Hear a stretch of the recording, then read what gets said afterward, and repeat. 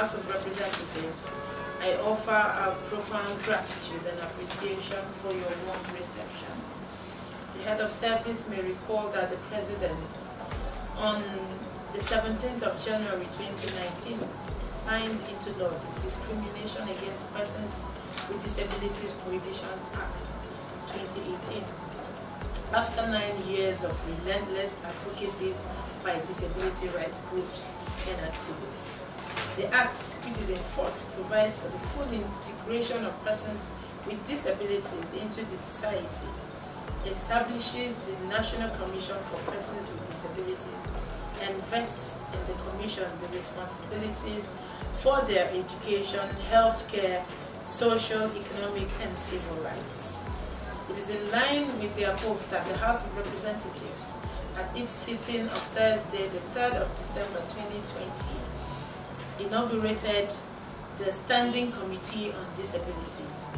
The jurisdiction of the committee, pursuant to Order 20/31 of the Standing Order of the House of Representatives, 10th edition, includes the following: oversight of the National Commission for Persons with Disabilities, coordination and advocacy for implementation of the Persons with Disability Act, coordination of the ratification and domestication of international protocols on persons with disabilities, ensuring inclusion of persons with disability in government programs and policies, advocacies for the domestication of persons with disability act by states of the Federation, coordinating, organizing, and representing the House in local and international conferences and workshops on persons with disabilities, overseeing to budget estimates, and seeing to the welfare and protection of the rights of persons with disabilities, special needs, and vulnerable people. This committee, in line with its jurisdiction, is here on this visit to hear from you on your level of preparedness towards the implementation of this act, with particular reference to the following: issuance of relevant circular on the implications and compliance to the Disability Act, status of the mandatory 5% employment quota to be allocated or allotted to persons with disabilities vis-a-vis your role in ensuring that MDAs comply with this directive as stipulated in the Act, the total number of staff recruited or replaced, if any, in the year 2018 to date by operating MDAs in accordance with the Act, access to public buildings and provision of assistive materials and devices needed to aid persons with disabilities, the full implementation of themselves in their job workplaces, transitory plan of your office to actualize full compliance with the provision of the Act, which talks about access to public buildings, access to basic devices and infrastructure of persons with disabilities who are recruited in their workplace. And then budgetary provision plan of your office to accomplish the above in the Appropriations Act, and any other information or details that may assist the committee in achieving its mandate. Members of this committee, and by extension the House of Representatives, are by these visits sensitizing and creating awareness on the need to ensure compliance with the provisions of the Disability Act and promote an atmosphere of inclusion and ownership and a sense of belonging of persons with disability within the Nigerian space, and also promoting the image of Nigerian inclusion within the international community. Going forward, my sister, this committee hopes to commence legislative hearings and engagements with MDAs and the general public aimed at engaging stakeholders, including MDAs, to ascertain the status of implementation and compliance with the Act, and where applicable, recommend necessary sanctions. Once again, I want to thank you for your warm reception and your rapt attention.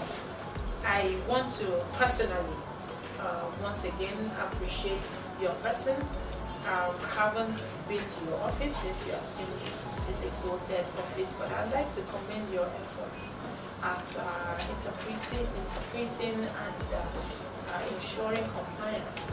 I prefer to have this visit coming to you to also extend and express to you how much we carry this burden on the issue of disabilities and its implementation to people. There is a need for partnership and collaborative efforts, and that's why we have come to you chiefly because you are the head of service, and we want to crave your indulgence to help us to fully integrate persons with disabilities, graduates with disabilities into the workspace. This committee is like the humanitarian arm of the National Assembly, and I am driving it alongside my colleagues with all the passion that I can give it.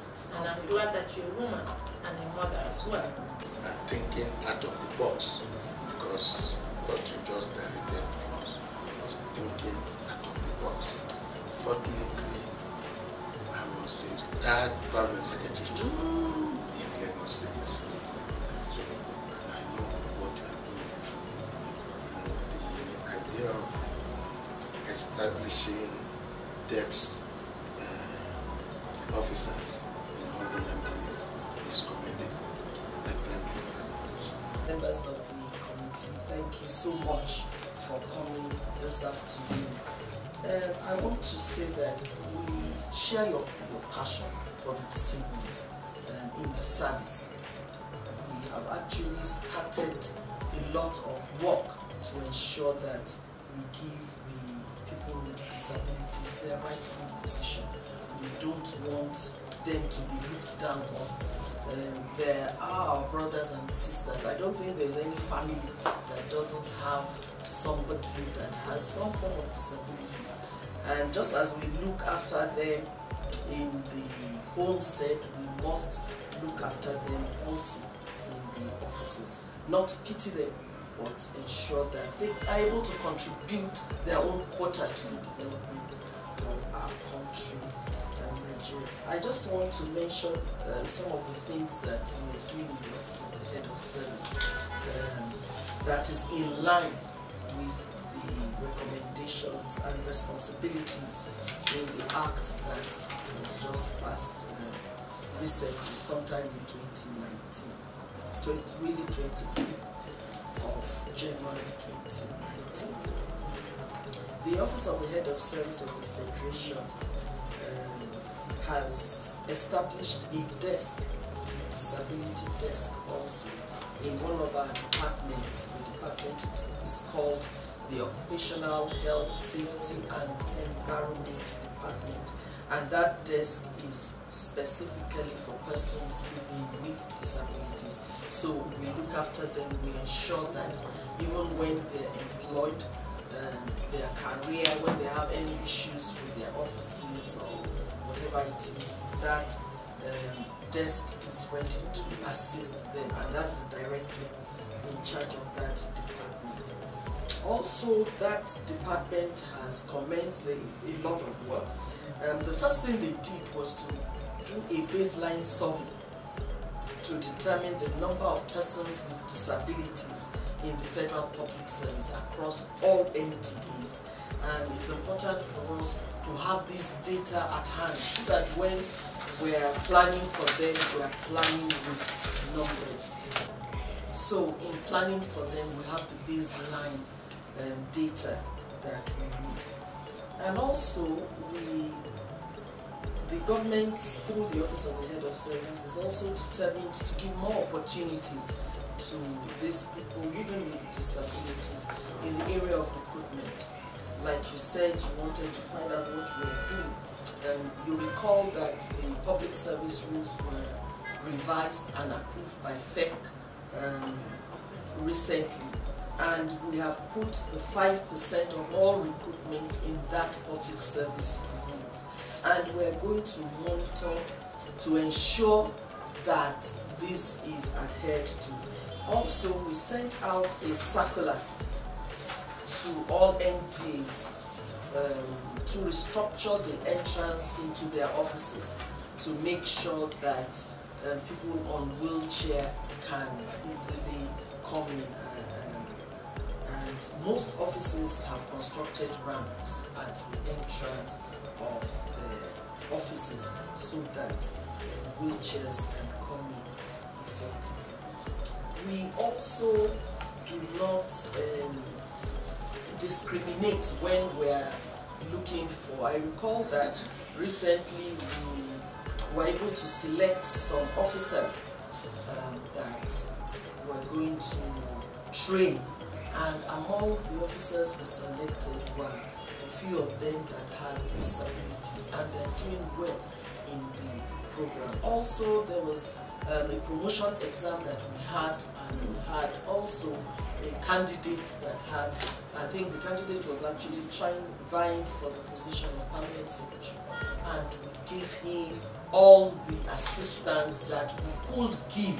He came in with somebody that he needed help with, and we made sure that he participated fully in that permanent secretary exam, even though he didn't come out, but we gave him the same opportunity as others to participate in that examination. So we are really looking out for them. We do not discriminate at all. Furthermore, we are working to roll out a public service bus scheme for public servants, and we'll ensure that these buses also are friendly to persons that are living with disabilities, and that sitting arrangements, special sitting arrangements will also be given to them so that they can come on the bus and they are sure that they will be seated, not standing with everywhere. We all have to work together with you to ensure that we need to do the needful. So yes, we are working with everybody concerned. The Civil Service Commission is aware of this because we meet regularly, and even though recruitment into the core civil service has not been done in about 2-3 years, but when recruitment will be done, we will definitely take into cognizance people living with disabilities. So I really want to thank the chairman and members of the committee for coming to the office of the head of service this afternoon.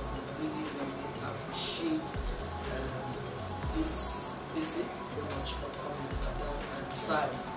And please feel free to call me, to harass me. We're on the same boat.